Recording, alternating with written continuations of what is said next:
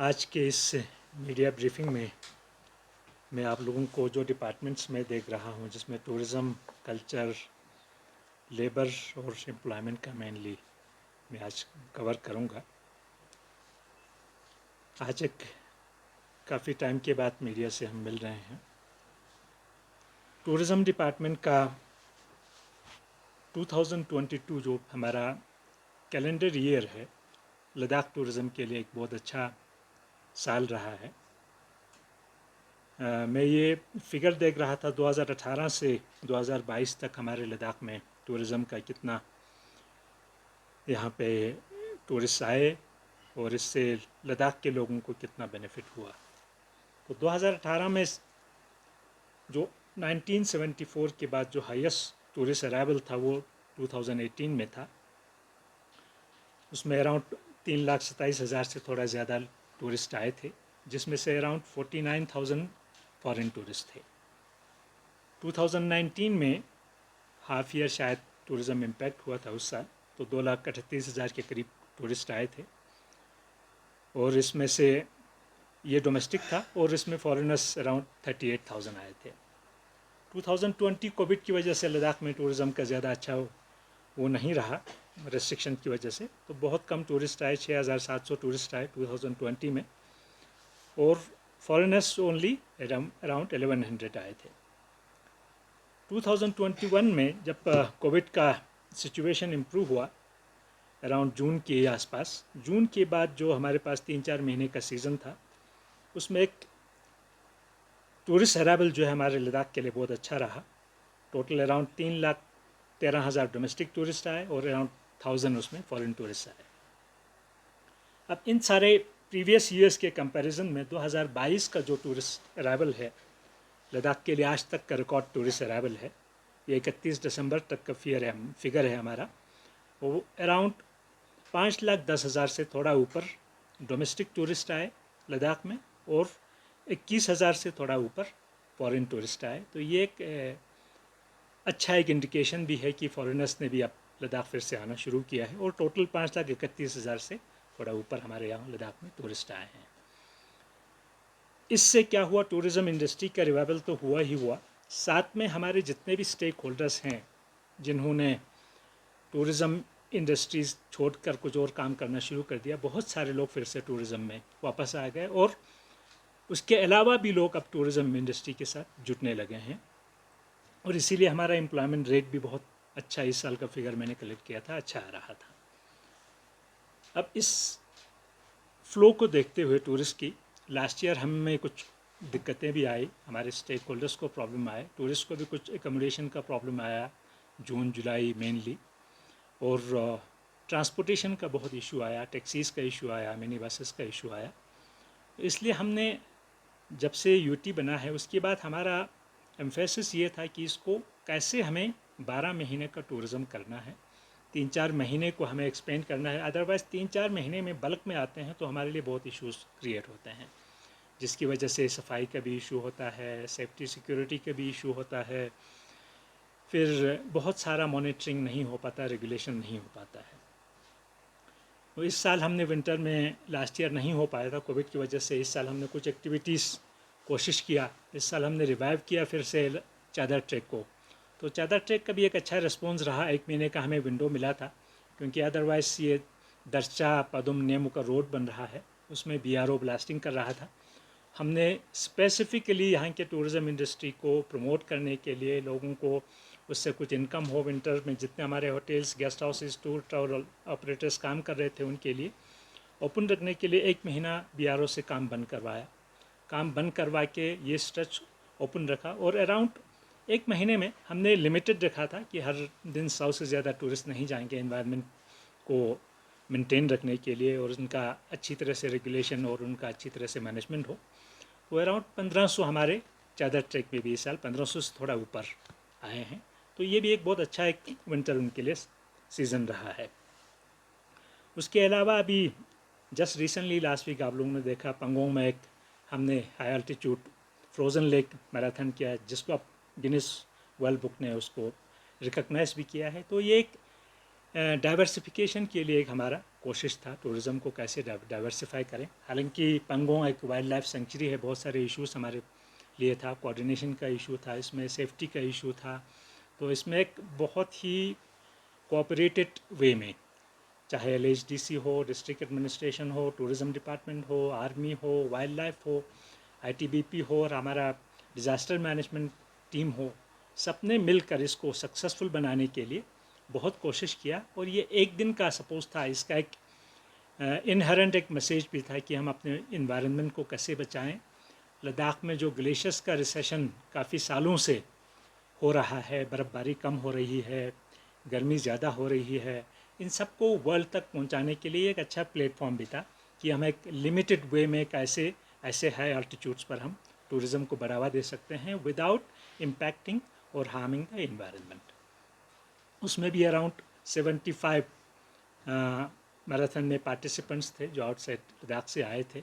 और हमारा पर्पस ये था, इसमें गवर्नमेंट की तरफ से कोई एकोमोडेशन नहीं लगा के हमने वहाँ के होम स्टेज को कहा कि आप लोगों को ओपन करना है, इसमें 5-6-7 दिन वहाँ रहेंगे, एक्लेमेटाइजेशन के लिए रहेंगे, प्रैक्टिस के लिए रहेंगे जो रनर्स हैं।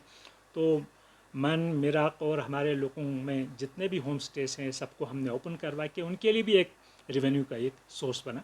तो हमारा एक इसका उद्देश्य ये भी है कि जो हमारा चादर ट्रैक है, अब ये रोड थ्रू हो जाएगा ज़ांस्कार निमो पदुम का, तो उसके बाद थोड़ा सा उस चादर ट्रैक का इतना चार्म नहीं रहेगा, उसमें वो एडवेंचर नहीं रहेगी क्योंकि साथ में रोड होगा, तो आपका सेफ्टी हमेशा साथ में है। एडवेंचर तभी होता है जब आपके लिए वो सारी फैसिलिटीज़ नहीं हो। तो पंगोंग हम एक अल्टरनेट उसके लिए हम डेवलप कर रहे हैं। और भी हम चादर ट्रैक्स सर्वे कर रहे हैं, हमने काफ़ी जगहों पे करवाया, बट ज़्यादा फिजिबल हमें इस ज़ांस्कार वाले रिवर पे जो है वो वाला स्ट्रेच नहीं मिल रहा है। तो पंगोंग एक अच्छा है, जनवरी तक अच्छी तरह फ्रीज नहीं होता, बट एक फरवरी के महीना हमारे पास पंगोंग का ऑलमोस्ट है, उसमें एक लिमिटेड हम टूरिज़्म का ये एक्सप्लोर कर सकते हैं without impacting our wildlife, flora and fauna और इन्वायरमेंट को इम्पेक्ट किए बिना। तो ये एक अच्छा हमारे लिए इस साल संकेत रहा। और इस साल हमारी उम्मीद है टूरिज़्म बहुत अच्छा रहेगा। उसके लिए हमने बहुत सारे जितने भी टूरिस्ट बड़े बड़े मार्ट्स इंडिया में होते हैं या आउटसाइड इंडिया होता है, हमने इस साल उनमें पार्टिसिपेशन किया है। लखनऊ में हमारा इंडियन जो एसोसिएशन ऑफ टूर ऑपरेटर्स का कन्वेंशन हुआ था, उसमें लद्दाख ने पार्टिसिपेट किया। टूरिज़्म डिपार्टमेंट के साथ साथ हमारे स्टेक होल्डर्स भी उसमें थे, तो लद्दाख का अच्छा प्रमोशन हुआ। और लद्दाख का जो हमने प्रेजेंटेशन बनाया उसको बेस्ट प्रेजेंटेशन का अवार्ड मिला और उसको CM चीफ मिनिस्टर यूपी ने वो अवार्ड हमें दिया, हमारे डायरेक्टर ने उसको रिसीव किया वहाँ पे। उसके साथ साथ हम रिसेंटली साटे दिल्ली में गए, जो इंडिया का बल्कि एशिया का टूरिज़्म का सबसे बड़ा मार्ट होता है। और इस साल इतना अच्छा वहाँ पे इम्प्रेशन हमारा भी रहा और इतना पार्टिसिपेशन था, उसको देखकर मुझे उम्मीद है कि लद्दाख में टूरिज़्म का जो फिगर है 5,10,000 का, उससे भी उसको भी हम क्रॉस करेंगे।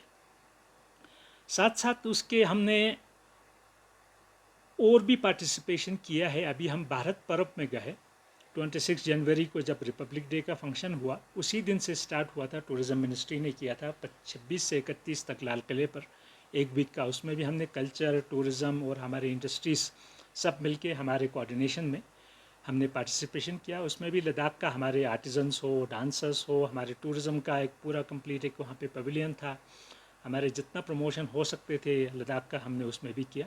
तो वो एक अच्छा प्लेटफॉर्म था लद्दाख को शोकेस करने का। और दिल्ली हमारे लिए एक बहुत इंपॉर्टेंट हब है जहाँ से इतने सारे फ्लाइट्स लद्दाख के लिए आते हैं और टूरिस्ट आते हैं।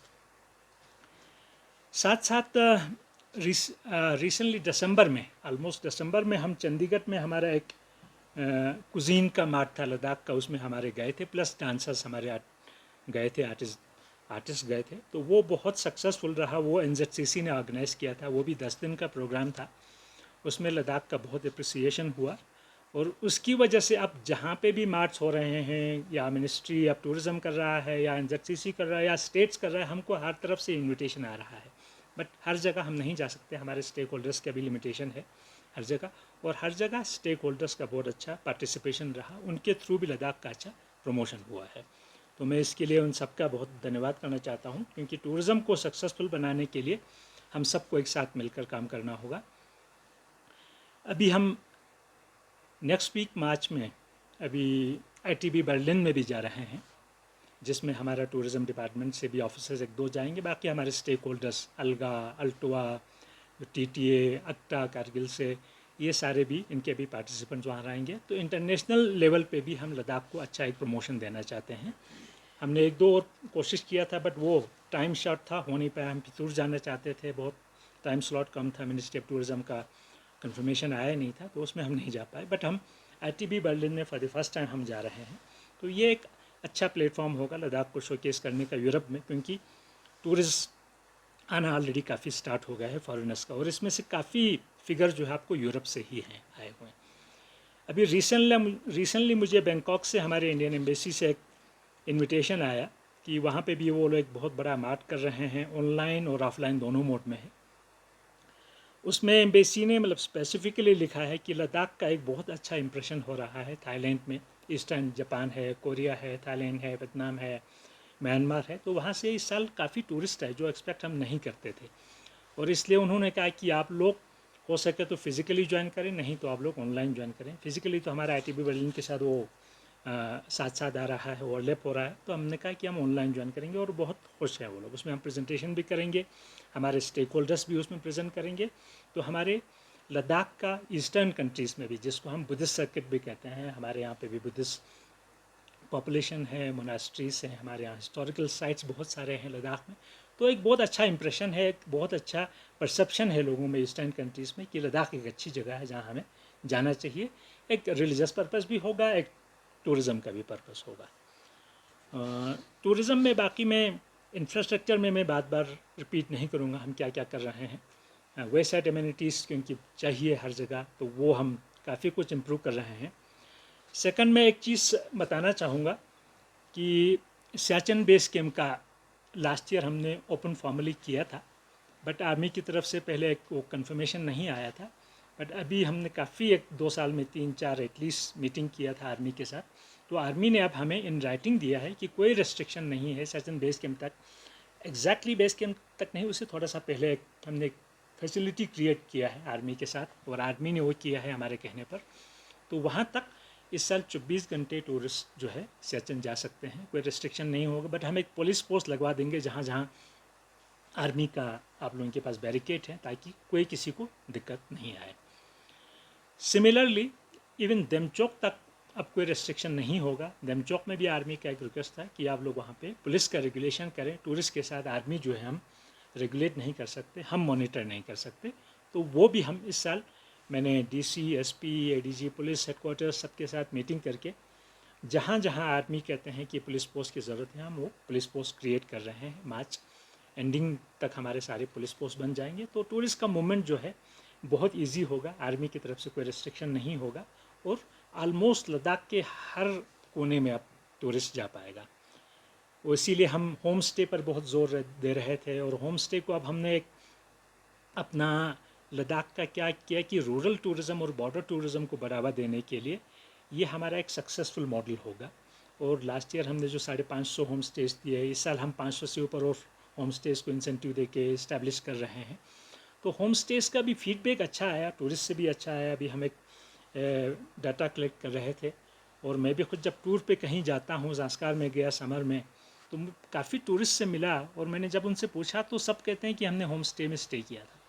और कुछ लोगों ने तो मुझे ये बताया कि फॉरेनर्स थे, कहा कि लिंगशेत में we stayed in a homestay and that has been established just recently and we have given incentive to them, so that was a great experience. तो इस टाइप का एक्सपीरियंस जब आ रहा है, लोगों में भी एक शौक अब पैदा हो गया है कि होम स्टे बना देंगे, और अपने गाँव में उनके लिए अर्निंग का वो सोर्स बनेगा। और होम स्टे जो पॉलिसी हमारा 2020 का था, उसको हम और इम्प्रूव करने की कोशिश कर रहे हैं, हम रिवाइज़ करेंगे, होपफुली बहुत जल्दी वो हमारा पॉलिसी अप्रूव हो जाएगा। अब टूरिज़्म के बाद मैं कल्चर पे आता हूँ। तो इस डाइवर्स कल्चर को हम प्रिजर्व करना चाहते हैं, प्रोटेक्ट करना चाहते हैं। मैं पहले कई बार बता चुका हूँ आप लोगों के माध्यम से। 2 हम कल्चरल सेंटर्स बना रहे हैं। लेह का ऑलरेडी हमारा हो चुका है, उसका काम इस साल स्टार्ट हो जाएगा। कारगिल का DPR बन रहा है, और लेह वाला भी मैं आप लोगों को बता दूं अराउंड 90 करोड़ से ऊपर का प्रोजेक्ट होगा। तो वो एक लैंडमार्क एक हमारे कल्चर के लिए इंफ्रास्ट्रक्चर यहाँ डेवलप होगा। 96 करोड़ का ये उसका ऑलरेडी एलजी साहब ने दिया हुआ है। तो इसका जस्ट अभी कंट्रैक्ट टेंडर फ्लोट होगा, तो इसके बाद हम अप्रैल मई में काम शुरू इसका हो जाएगा। इस साल हमने अब कल्चर की रिवाइवल और इसका प्रमोशन के लिए बहुत सारे काम किए। मैं मेजर कुछ इतने सारे हमने प्रोग्राम्स किए हैं दोनों कारगिल और लेह में हमारे कल्चरल एकेडमीज़ ने। उसमें एक मेजर हमारा था इस साल लिटरेरी हमारा कुछ काम नहीं हुआ था। इस साल हमने Ladakh first time literary meet किया यूटी के बाद, एक बहुत अच्छा सक्सेसफुल वो मीट रहा। बट हमें इसका एक एक्सचेंज भी करना है बाकी स्टेट्स के साथ। हमारे लिटरेरी जितने भी लोग हैं यहाँ पे लिटरेचर से जिनका लेना देना है, उनका एक अच्छा एक्सचेंज भी हो, आइडियाज़ का एक्सचेंज हो, कल्चर का एक्सचेंज हो, लिटरेचर का एक्सचेंज हो, वो भी हम आगे करने जाएंगे। कल्चर में आप देखेंगे तो एक all state writers conference already Kargil में किया था मार्च 2022 में। तो रिवाइवल अब हम लोसर कर रहे हैं इस साल, बहुत सारे गाँवों में हमने लेह में किया। एक ममानी का रिवाइवल के लिए हमने कारगिल में कई जगह किया। एप्रिकॉट ब्लॉसम फेस्टिवल हम हर जगह कल्चर और टूरिज़्म डिपार्टमेंट मिल के कर रहे हैं ताकि टूरिज़्म को थोड़ा सा पहले से स्टार्ट करें मार्च में। इस साल भी हम अप्रैल में करने जा रहे हैं एप्रिकॉट ब्लॉसम फेस्टिवल, वो भी अप्रैल 10 से 20 के बीच में होगा। हम एक जश्न नौरोज़ किया था कारगिल में ताकि वो भी एक कल्चरल एक वो फेस्टिवल बन सके। उस बड़े बड़े आप इवेंट्स में आप देखेंगे एक तो नोमैडिक जो हमारा फेस्टिवल बन चुका है, अब वो एक नेशनल लेवल का फेस्टिवल बन चुका है। इवन आप हमारे पीएमओ से लेकर टूरिज़्म मिनिस्ट्री से लेकर सबका इतना इंटरेस्ट जनरेट हो गया है कि चांगथाम में जितने भी हमारे नोमैडिक सेटलमेंट्स हैं वो कहते हैं कि हर जगह ऑलमोस्ट आप लोग ऐसे फेस्टिवल करें तो एक अच्छा एक टूरिज़्म के लिए भी अच्छा होगा और अपने कल्चरल रिवाइवल के लिए भी अच्छा होगा। सिमिलरली हमने लद्दाख ज़ांस्कार फेस्टिवल किया, बहुत बड़े लेवल पर किया, 2 दिन का किया। कारगिल में फेस्टिवल किया, लद्दाख कारगिल फेस्टिवल हमने चिक्तन में किया, पूरी गिरगस्तुन के नाम से किया। लेह में हमने लद्दाख फेस्टिवल किया। हमने डिले थोड़ा किया था उसको अक्टूबर में, बट थोड़ा सा वेदर ठीक नहीं होने की वजह से उतना टूरिस्ट नहीं आया जितना हमारा एंटिसिपेटेड था, एक्सपेक्टेड था। उसके अलावा इतने सारे प्रोग्राम्स किए हैं और हम वर्कशॉप्स कर रहे हैं, स्कूल्स के साथ कर रहे हैं ताकि बच्चों में हमारे कल्चर का इनकलकेशन हो। बच्चों को हमें अभी भी रिसेंटली हमारा ऑलमोस्ट 40 डेज लोगों का वर्कशॉप छोटे छोटे बच्चों के साथ जो हमने किया था, डांस का, म्यूज़िक का और इवन हमारे सॉन्ग्स का, तो वो अभी कंक्लूड हुआ है। तो कल्चर के पॉइंट ऑफ व्यू से जब ये हमारे 2 कल्चरल सेंटर्स बनेंगे तो ये इन सब चीज़ों के अलावा एक बहुत बड़ा अच्छा रिसर्च सेंटर भी बनेगा कल्चर के लिए। तो लद्दाख के कल्चर पे हम रिसर्च भी करेंगे और उसी रिसर्च के सिलसिले में आपको मैं बता दूं अराउंड 1000 फोक सॉन्ग्स हमने रिकॉर्ड किया है लद्दाख में, जो अदरवाइज़ कुछ सालों के बाद शायद हमें सुनने को भी नहीं मिलता। तो ये एक रिकॉर्ड डॉक्यूमेंट हो गया है। तो ये डॉक्यूमेंट होने के बाद फिर ये हमारा IGNCA के साथ जो कल्चरल मिनिस्ट्री के साथ आता है, उनके साथ मिलके हम इसका क्वालिटी इम्प्रूव करेंगे करके ये पूरा इंटरनेशनल लेवल पे ये सॉन्ग्स अवेलेबल होगा। आप दुनिया के किसी भी कोने से इसको एक्सेस कर सकते हैं। कल्चर के बाद मैं आप लोगों का छोटा सा ब्रीफिंग आपको देना चाहूँगा लेबर का भी। लेबर एक बहुत इम्पॉर्टेंट हमारा लद्दाख के लिए एक सेक्टर है, क्योंकि लद्दाख एक अब बहुत तेज़ी से डेवलप हो रहा है, बहुत सारे इंफ्रास्ट्रक्चर डेवलप हो रहा है, रोड नेटवर्क डेवलप हो रहा है, एयरपोर्ट हो रहा है, आपके टनल्स इतने सारे बड़े बड़े टनल्स लद्दाख में बन रहे हैं और अदरवाइज़ भी यूटी के इतने सारे प्रोजेक्ट्स हैं जो आने वाले सालों में तो हमारे यहाँ पे लेबरर्स की जो नंबर है बहुत बढ़ने वाला है। और उसमें से फॉर्चुनेटली और अनफॉर्चुनेटली हमारे अपने लोकल लेबरर्स बहुत कम हैं, वो तो सारे एंगेज हो ही जाते हैं। फर्स्ट प्रेफरेंस हमारे ही लेबरर्स को मिलेगा चाहे जहाँ पे भी काम करें। और मैं हर एक के साथ इसके लिए मीटिंग करता हूँ, चाहे वो BRO हो, आर्मी हो, हमारे अपने PSUs हो, CPSUs हो और इंजीनियरिंग डिपार्टमेंट्स हो। बट उसके अलावा एक बहुत बड़ी तादाद में हमारे यहाँ पे माइग्रेंट लेबरर्स आते हैं। उनके लिए हमें फैसिलिटी देना, क्योंकि लेबर जो लॉस हैं वो थ्रू आउट इंडिया एप्लीकेबल है, तो कुछ फैसिलिटीज़ उनको बेसिक उनको मिलना चाहिए। उनके लिए हम बहुत कोशिश कर रहे हैं। पहले बहुत सारी चीज़ें कंप्लेंट्स इसलिए आता था कि फैसिलिटीज़ नहीं होते थे लेबर के बैठने का, तो गाँव में जाके बैठते थे, कहीं ओपन डिफिकेशन होता था, गंदगी फैल जाता था। उसके लिए इस साल हमने BRO के साथ मिल के वो एग्जीक्यूट करेंगे। हम बहुत सारे ट्रांजिट कैंप्स बना रहे हैं। लेबर सराइज हम करगिल में 5-6 जगह बना रहे हैं, लेह में ऑलरेडी 2 जगह बन रहा है, 3-4 जगह हम और ज़मीन आइडेंटिफाई कर रहे हैं, ताकि लेबर जब आए तो इस तरह से फेल के नहीं बैठे, एटलीस्ट 3-4 जगहों पर रहे, कॉल सेंटर हो, और जिसको भी एंगेज करना है हमारे कॉल सेंटर से आके लेबर को वहाँ से आप लोग एंगेज कर सकते हैं, और उनको मिनिमम वेज मिलता है कि नहीं मिलता है वो हम इंश्योर कर लें डिपार्टमेंट के थ्रू। तो लेबर का एक आप जनरल से भी छोटा सा अगर आप लेंगे, अराउंड BRO ही पीक टाइम पे हो सकता है 30 से 40 हज़ार के अराउंड वो लोग इंगेज करते हैं लेबरर।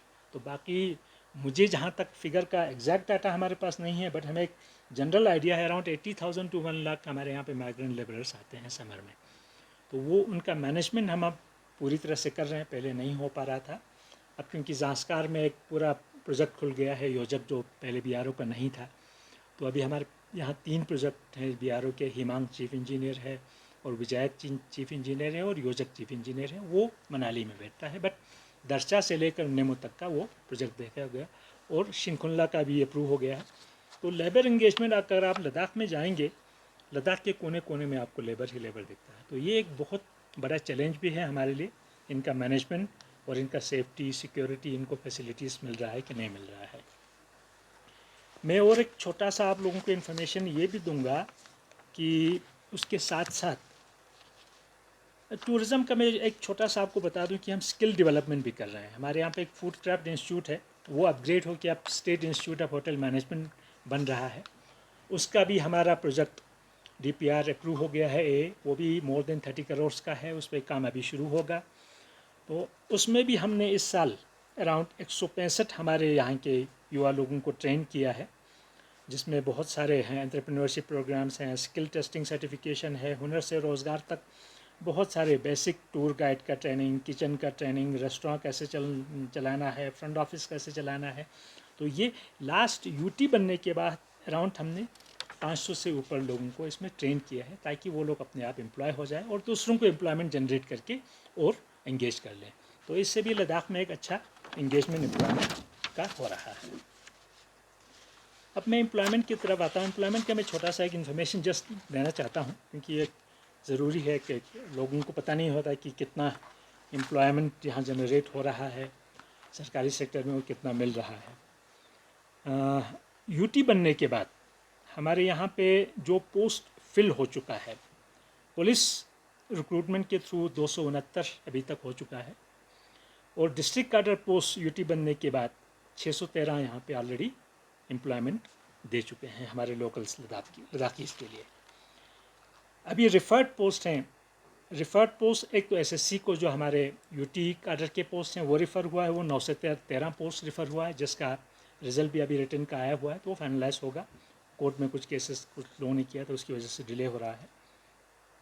दोनों डिस्ट्रिक्ट में जो डिस्ट्रिक्ट कैडर के पोस्ट हैं वो रिफ़र हुआ है, वो अराउंड नहीं, डिस्ट्रिक्ट कैडर का 913 है, और SSC को रिफ़र 1013 हुआ है। तो टोटल ये 1926 पोस्ट हमने SSC को और डिस्ट्रिक्ट जो सर्विस सिलेक्शन रिक्रूटमेंट बोर्ड है उनको रिफ़र हो चुका है। तो ये भी बहुत जल्दी हमारे रिक्रूट होके आ जाएंगे। उसके अलावा आउटसोर्सिंग के थ्रू बहुत सारे, क्योंकि हमारे यहाँ पे वैकेंसी है और UT लेवल पर काम करने के लिए लोग नहीं हैं, तो आउटसोर्सिंग के थ्रू बहुत सारे हमने यहाँ लोगों को जनरेशन एम्प्लॉयमेंट का करवाया है और इंगेज किया है, और अराउंड 1500 से ऊपर आउटसोर्सिंग के थ्रू इंगेज्ड हैं हमारे। उसमें से मेजॉरिटी जो है हमारा 90% लद्दाख के ही हैं।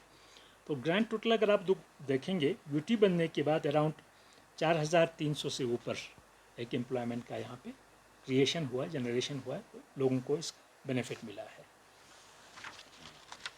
तो एम्प्लॉयमेंट में फर्दर हम जैसे SSC वगैरह का एग्ज़ाम के लिए बहुत इशू हो रहा था, श्रीनगर में जम्मू में सेंटर रखना पड़ रहा था फैसिलिटीज़ नहीं होने की वजह से, क्योंकि अभी सारा एग्ज़ामिनेशन ऑनलाइन कंप्यूटर मोड में हो रहा है।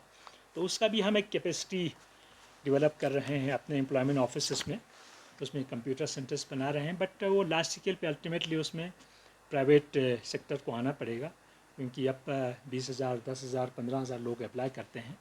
तो इतने लोगों का एग्ज़ाम करने के लिए, कंडक्ट करने के लिए उतना सारा फैसिलिटी चाहिए, और उसमें भी सेफ्टी, सिक्योरिटी, बहुत सारे ये होते हैं, सॉफ्टवेयर होता है जिसके थ्रू हम एग्ज़ाम करेंगे। तो वो भी हम उस पर भी वर्कआउट कर रहे हैं। और अपने लेवल पे भी एटलीस्ट अब के बाद क्या होगा, साल में 2 बार DSSRB का होगा, SSC का होगा, तो हो सकता है एट ए टाइम इतने लोग अप्लाई नहीं करें। एक सपोज़ एक डिपार्टमेंट का पोस्ट होगा, उसके लिए 1,000, 2,000 ने किया, तो उतना कैपेसिटी हम जनरेट कर लें, वो एग्ज़ाम हम यहाँ पे ही ले और कारगिल में एटलीस्ट वो कर लें। मैं इससे ज़्यादा नहीं बोलूँगा, बाकी आप लोगों को अगर कुछ पूछना है तो आप पूछ सकते हैं। आपने सर कहा कि हमने पैंगोंग का जो अभी इवेंट करवाया है, इसको हमने वेदर को देखते हुए कि ज़्यादा लोग ना जाए, वेदर को भी दिक्कत ना हो। उसके बाद आपने कहा कि सीज़न जो है टूरिज्म का, उसको आप एक्सपेंड करने की कोशिश कर रहे हैं। अभी आप कह रहे हैं कि इस साल आप एक्सपेक्ट कर रहे हैं कि रिकॉर्ड नंबर आएगा। उस रिकॉर्ड नंबर को इकोलॉजी के हिसाब से मैनेज करने के लिए क्या कर रहे हैं आप, कि उससे क्लाइमेट को एडवर्स इफेक्ट ना हो। एक दूसरा, आपने कहा कि आगे पीछे फॉरेन से भी लोग आ रहे हैं, ईस्टर्न कंट्री से भी लोग आ रहे हैं। रिसेंटली क्या है कि आज सुबह के ही मेरे पास वीडियो आए थे, जो टूरिस्ट ऑलरेडी फ्लाइट बुक करके बैठे हुए हैं जम्मू एयरपोर्ट पर, उनको फ्लाइट्स नहीं कंफर्म है। तो ये जो एविएशन मिनिस्ट्री के साथ आपका कुछ इसके बारे में हो रहा है या नहीं हो रहा है? तीसरा, आपने जो अभी इसमें कहा है ऑनलाइन एग्ज़ाम जो आप कह रहे हैं करें, अभी परसों का है कि केंद्रीय स्कूल का भी एक एग्ज़ाम है, एजेंसी को दिया हुआ, तो उसमें भी चीटिंग का इशू सामने आया, एक अरेस्ट हुआ है इंसान वहाँ पे। तो उसमें कैसे ट्रांसपेरेंसी आप मेंटेन कर पाएंगे जब प्राइवेट प्लेयर्स को आप इन्वाइट कर रहे हैं? प्लीज़ 3-4 क्वेश्चन है, आप इसको एड्रेस कर लें। पहले आपने जैसे वो पैंगोंग वाला कहा, और मैनेज कैसे करेंगे, इतना टूरिस्ट आएगा, तो उसमें मैं बहुत बार इस साल मीटिंग कर चुका हूँ। हमारे स्टेक होल्डर्स, अलगा, अल्टुआ, अक्टा, हमारे एडमिनिस्ट्रेशन के साथ, पुलिस हो, टूरिज़्म डिपार्टमेंट हो, सबके साथ करके हमें एक कोऑर्डिनेटेड वे में करना होगा। टूरिस्ट देखो, आप लद्दाख आना चाहते हैं तो हम रोकेंगे नहीं। लास्ट ईयर हमने एडवाइजरी निकाला कि आप लोगों के पास जब तक होटल की बुकिंग नहीं हो, आपके पास गाड़ी की बुकिंग नहीं हो, आप प्लीज़ लद्दाख का आप उसी हिसाब से आप प्लान करें। तो वो एक प्लानिंग हमें चाहिए, क्योंकि लद्दाख में इंफ्रास्ट्रक्चर डेवलप आप ओवरनाइट नहीं कर सकते। इसलिए हम कोशिश कर रहे हैं होम स्टेज हम ज़्यादा डेवलप करें, क्योंकि वो ऑलरेडी है, रूम को रिफर्बिश करके उसको प्रोवाइड करना है, और उसमें हम ज़्यादा प्रॉब्लम भी क्रिएट नहीं कर रहे हैं। रजिस्ट्रेशन का इशू नहीं होगा, होम स्टे घर की तरह है। तो वो एक बहुत ह्यूज नंबर हम होम स्टे का कोशिश कर रहे हैं। वाइल्ड लाइफ सेंचुरीज़ में वाइल्ड लाइफ डिपार्टमेंट दे रहा है, बाकी जगह हम अपने हिसाब से कर रहे हैं। इसलिए मैंने सबको कहा था कि 2-3 चीज़ों का बहुत ख्याल रखने की ज़रूरत है हमें। हम अभी और रिसेंटली आने वाले टाइम में हम और भी बहुत सारे मीटिंग्स हमें करने की ज़रूरत है। हमें रेगुलेशंस भी कुछ बना रहे हैं। एक तो क्लीनलीनेस का कैसे ख्याल रखा जाए, इन्वायरमेंट का कैसे ख्याल रखा जाए। सेकेंडली, जो अनबुक टूरिस्ट आए तो उसको हम कैसे मैनेज करें, क्योंकि कुछ लोग क्या सोचते हैं, वहाँ जाके मैं रूम ले लूँगा, वहाँ जाके मैं गाड़ी ले लूँगा, वो यहाँ नहीं होता है। तो वो चीज़ें जब तक हम सारे स्टेक होल्डर्स और हम सब आएंगे, उसका हम एक प्रॉपर प्लान करके, इस साल लास्ट ईयर क्या हुआ, ऑल ऑफ ए सडन लोगों ने आना स्टार्ट कर दिया। अब जो अपने प्राइवेट गाड़ी में आते हैं उसको आप रोक भी नहीं सकते। इसलिए हम टेंटेड एकोमोडेशंस के भी हम कोशिश कर रहे हैं, कहाँ कहाँ पे कैंप्स बढ़ा सकते हैं। अब ऑलमोस्ट हाईवेज हर जगह बन गया है, तो उससे मुझे लगता है टूरिज़्म का, और सेकेंडली जो आपका सीज़न बढ़ जाएगा, तो टूरिस्ट को भी आप, मैं जितना फ़ोन आता है मैं सबको कहता हूँ, आप मई जून में आप सबको बुक करने की ज़रूरत नहीं है, आप सितंबर में भी आ सकते हो। सितंबर भी लद्दाख के लिए अच्छा होता है, और अक्टूबर जो चेंज होता है वेदर, उसको भी देखने आ सकते हो। और मार्च में बहुत अच्छा सीज़न होता है, इसीलिए हम एप्रिकॉट ब्लॉसम करते हैं। तो लास्ट ईयर मार्च में ही टूरिस्ट आना स्टार्ट हो गया, तो इस साल भी अभी देखो आप टूरिस्ट आ रहे हैं, आप हर रोज़ फिगर देखते हैं, ज़्यादा नहीं है बट फिर भी टूरिस्ट का आना जाना रहता है। ये एक एस्पेक्ट हो गया। अब पेंगोंग का भी वही एस्पेक्ट है। पेंगोंग में हम ये चाहते हैं ऐसे लोकेशंस पे होम स्टेज को हमें प्रमोट करने के लिए ऐसे ऐसे इवेंट्स जो लिमिटेड नंबर पर हम करें। ट्रैफिक का भी कितना जाना चाहिए उसका हम स्टडी करना चाहते हैं। हम कोशिश कर रहे हैं एक बहुत बड़े इंस्टीट्यूट IIT या किसी के साथ बैठ के एक कैरिंग कैपेसिटी का करें, बट वो लंबा थोड़ा सा एक्सरसाइज होता है कैरिंग कैपेसिटी वाला एक्सपेरिमेंट और करना और उसका स्टडी करना, तो वो भी हम कर रहे हैं। थर्ड आपका एविएशन वाला इशू है। एविएशन वाला इशू इस साल फरवरी में वेदर का बहुत इशू रहा, तो वहाँ इतना हाइक करना स्टार्ट कर दिया एयरलाइंस ने, उसमें बहुत बार हमारे यहाँ पे सिविल एविएशन ने टेकअप किया। कल ही होम मिनिस्ट्री ने मीटिंग किया इस पे, उसमें सिविल एविएशन का भी था, एडवाइज़र साहब थे, सिविल एविएशन हमारे सेक्रेटरी साहब बैठे थे कि लद्दाख का ये जो इशू आ रहा है, एक तो हमारे टर्मिनल की वजह से आ रहा है, बिल्डिंग नहीं बन रहा है तो हमारा कैपेसिटी ज़्यादा नहीं है वहाँ पे। दो भी पार्किंग बे है, दो पार्किंग बे में आप दिन में कितने, और यहाँ पे एक ये डिफेंस एयरपोर्ट है, तो वो जब तक टर्मिनल बनेगा तो हमारे पास कैपेसिटी वैसे ही बढ़ जाएगा। सेकेंडली जोजिला टनल अगर खुल जाएगा और हमारा ज़ांस्कार वाला दरसा टनल बन जाएगा तो हमारा वो 12 मंथ का रोड हो जाएगा। जिसके बाद वो एविएशन वाला 2-3 साल में जो हमारा ये इशू रिजॉल्व हो जाएगा। बट हो सकता है इसको थोड़ा मिटिगेट और करने के लिए चार्टर प्लेन्स करना पड़े, वो सब ये लोग एक्सप्लोर कर रहे हैं civil aviation department. Sir tourism को लेके जैसे नुब्रा रीजन में लगभग गेस्ट हाउस और होटल की तादाद लगभग 600 है बोला, तो उनका लाइसेंस रिन्यूअल का जो इशू है 1 साल से पेंडिंग है, तो वो कैसे वो टूरिस्ट को वो कर पाएंगे सर, कैटर कर पाएंगे सर विदाउट लाइसेंस? 2-3 इशू है, आपको मैं बता दूं। वाइल्ड लाइफ सेंचुरीज़ का लद्दाख में 3 वाइल्ड लाइफ सेंचुरीज़ हैं। एक तो आपका कराकोरम सेंचुरी है जिसमें पूरा नुब्रा आ रहा है, एक आपका चांगथांग सेंचुरी है, तीसरा आपका हमारा हेमिस स्नो लेपर्ड सेंचुरी है। अब वाइल्ड लाइफ सेंचुरी में टूरिज़्म डिपार्टमेंट का जुरिसडिक्शन एक्चुअल में नहीं है। तो यूटी बनने से पहले जितने रजिस्ट्रेशन हो चुका था, या तो लोगों को पता नहीं था, लॉ नहीं पता था, और कोई इन्फोर्स करने वाला नहीं था। अब ये सुप्रीम कोर्ट मॉनिटर कर रहा है सारे वाइल्ड लाइफ सेंचुरीज़ में, तो इसलिए इनका रजिस्ट्रेशन अब एक इसका रेशनलाइजेशन का एक एक्सरसाइज चल रहा है। कल ही एक मीटिंग हुआ था, हमारा डिप्टी सीईसी, दोनों ईसीज, एडवाइज़र साहब में और वाइल्ड लाइफ के सारे ऑफिसर्स बैठे थे, तो उसमें भी हमने यही कहा कि रेशनलाइजेशन ही एक वे आउट है, क्योंकि ये तो अल्टीमेटली सुप्रीम कोर्ट मॉनिटर करता है, सुप्रीम कोर्ट ही डिसाइड करेगा। तब तक हमने कहा कि होम स्टेज पे कोई आप लोगों को रिस्ट्रिक्शन नहीं है। एग्जिस्टिंग वाइल्ड लाइफ वालों ने ये भी कहा कि आपका होटल्स जो आपके अपने लैंड पर है, आपकी ओनरशिप है, उस पर चल रहा है, अभी तक हमने ऑब्जेक्शन तो नहीं किया है। बट लीगली उसको टूरिज़्म डिपार्टमेंट की तरफ से आप एक को रजिस्टर कर पाना वो पॉसिबल नहीं होगा, एज पर दी एक्ट भी नहीं होगा, क्योंकि एक्ट में हमारा जुरिसडिक्शन नहीं बनता है, और वाइल्ड लाइफ वालों के पास भी पावर मेरे ख्याल में नहीं होगा, जहाँ तक एग्जैक्टली वही लोग बता पाएंगे।